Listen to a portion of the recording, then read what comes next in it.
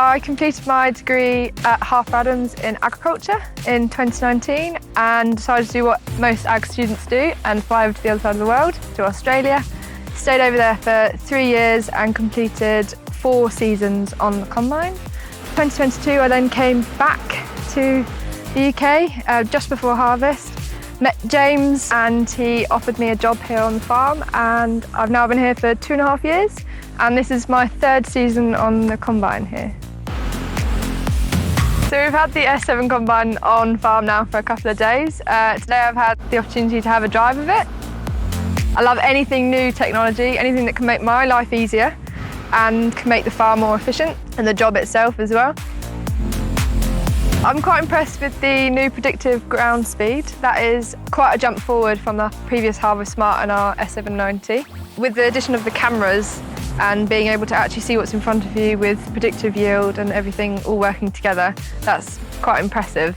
I found our S790 was slightly slow to react, whereas that I actually trusted it through bare bits, as going into crop, and it could tell it before it even had crop in the front, which was quite impressive. So I also like the harvest settings automation. It proved a lot simpler than the S790. Previously, we would have to tell the combine what was going on and what we kind of wanted to change. It was broken grain or grain losses. You would have to say what you saw initially wrong, and there was a big long list of them, whereas now it's narrowed it down to 3. So you have cracked grain, grain losses and foreign material, and I found that quite easy then to set up, although it looks very different and you've got to get your head around that.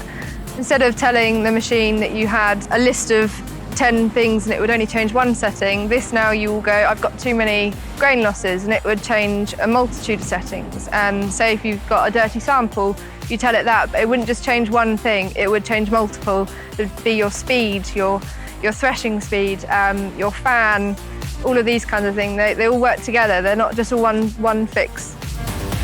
The cab itself has been lovely. The machine has been really nice to drive.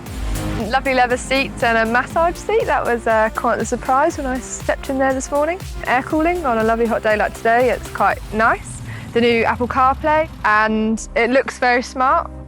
Looks very similar to an X9, although a slightly smaller model, but still looks pretty flat to me.